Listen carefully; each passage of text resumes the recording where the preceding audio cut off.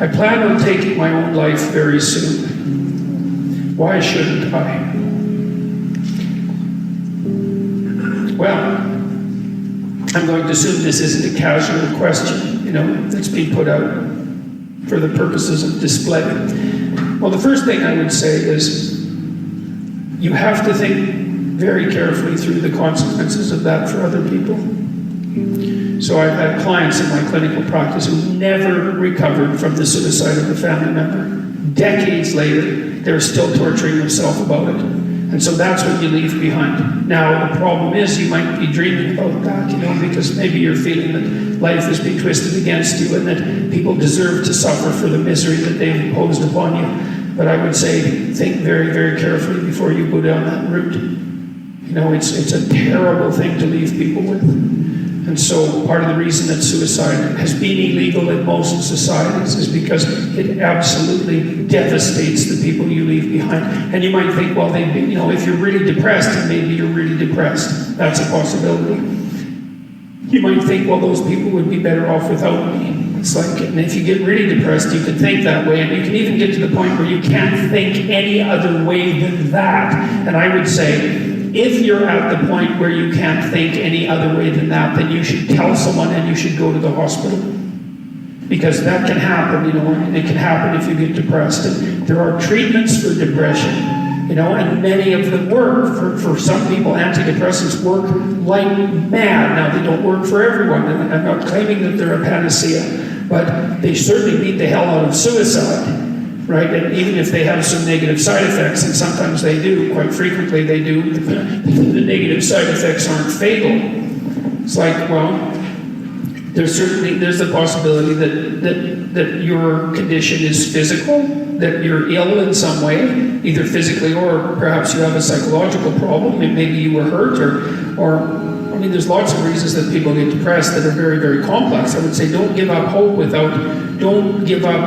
do something final before you've explored all possible options. And if you haven't talked to a psychologist, you haven't talked to a psychiatrist, you haven't tried antidepressants, you haven't revealed to your family or people that care for you that this is how you're feeling, then you owe it to yourself and them to explore every possible avenue before you take such a step. And then you don't want to deprive the world of what you can bring to the world. That's the other thing, you have intrinsic value, and you can't just casually bring that to an end. You leave a hole in the fabric of being itself. So, and a wise man that I once worked with said, he was a very strange person. He was a psychologist at the maximum security prison in Edmonton, and I worked with him for a while, briefly, very briefly, at the prison itself. And he said, you can always commit suicide tomorrow. And that's a very, it's a flippant statement in some sense, but he meant it in a very serious way. It's like, you only get to decide that once. And you can put it off. And so I would say just put it off, and then put it off some more, and then put it off some more, and see what you can do to put yourself together. You explore every possible option. And if you're so hopeless that you have a suicidal plan, which is a real sign of danger, if you really know how you would do it and you've thought it out, then I would say, tell someone, for God's sake, tell them, or go to a hospital and tell them, and for sure, try antidepressants, but what the hell do you have to lose? So do everything you possibly can to address the issue before you do something like that. And do give some thought to the people that you're going to leave behind, because believe me, you may just absolutely wipe them out in a way that they will never recover from. You cannot fix someone's suicide. You're stuck with it. And you think you torture yourself for the rest of your life. If I would have only known, if I would have only said something different. This particular client talked to her relative, a sibling, who committed suicide, like 20 minutes before he committed suicide, probably after he took the pills. And she was kind of preoccupied because you don't know that the person at the other end is at the end of their tether. She never forgave herself for not responding properly in that last phone call. That's a hell of a thing to leave someone with. So I would say, and the final thing I would say is, don't be so sure that your life is yours to take. You don't own yourself the way that you own an object. You have a moral obligation to yourself as a locus of divine value, let's say. You can't treat that casually. It's wrong. So those are the reasons. Explore everything you can explore to put yourself back on your feet. All the things, there's all sorts of treatments for depression. Don't leave the people around you with that to suffer from for the rest of their lives. Don't underestimate your value in the world. And don't underestimate the fact that suicide is wrong. And so those are 4 reasons why you shouldn't end your life soon, or at all, for that matter. So.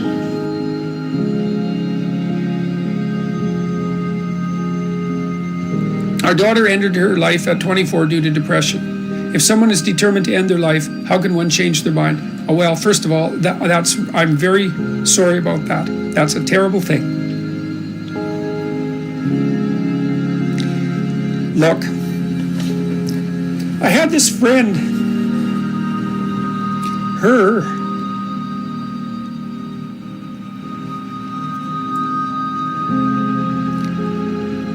sorry.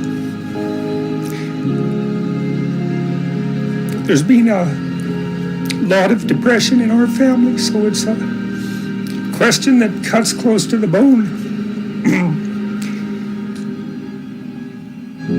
Anyways, I had this friend, a friend of my parents, and her granddaughter committed suicide, She was just beating herself up about that.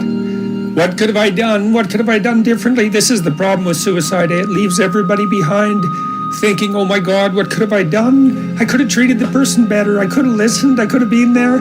It's like, and she was just beating herself up about this, really feeling that she wasn't a useful person, that she'd failed as a grandmother. She's a really good person, And so I went for a walk with her, and I said, and she's married, and she likes her husband, and he's a really good guy. And I said, look, you're blaming yourself for your granddaughter's suicide. It's like, are you blaming your husband? Are you sitting him down and telling him what a useless bastard he was as a grandfather because his granddaughter committed suicide and how he failed completely? She said, no, I'd never do that. So I said, well, don't do it to yourself. No. Depression is a terrible thing. And many, many, many things cause it, and we don't understand. We understand some of them, but lots of them we don't understand at all. Sometimes people get depressed because they're really sick. We know that depression can be an inflammatory disease. It might be associated with autoimmune dysfunction. There's lots of reasons that people get depressed, and depressed people can go places that are so dark you just cannot imagine it. And it isn't necessarily the case that you can always rescue someone, But drowning yourself in the aftermath of a suicide is not helpful. So there's a good room for self-forgiveness there, maybe you did some things you shouldn't have done that were reprehensible and all of that, but you don't want to beat yourself up. Remember the presumption of innocence, right? Innocent until proven guilty. And you have to apply that to yourself. I think there are times when people are so depressed that there isn't anything that anyone can do. And the depressed person thinks, and this is probably the worst part of it, the depressed person thinks, everywhere I look, it's nothing but catastrophe. And I can't see any way out of it. I can't see any path forward whatsoever. And then they think as well, and maybe it's the combination of these two thoughts that really make people suicidal. It's like, it's hopeless. It isn't going to get any better. No matter where I turn, there's no escape. The suffering is unbearable. And I'm absolutely no use whatsoever to anyone. It would be better for everyone if I was just gone, because if I'm not so much of a burden now that it's going to destroy their life, then I'm going to be that much of a burden in the future. And so it's hard to imagine what that's like for people, but it's dreadful. And there's lots of ways you get there. And so you can listen to people. You can desperately encourage them to seek the help they need. Like I've seen antidepressants work miracles on very, very many people. Now, they don't work for everyone, and they're not a panacea, but, they have side effects and all of that. But one of the side effects of untreated depression is that you kill yourself, and there is no recovery from that. And the probability is actually rather high.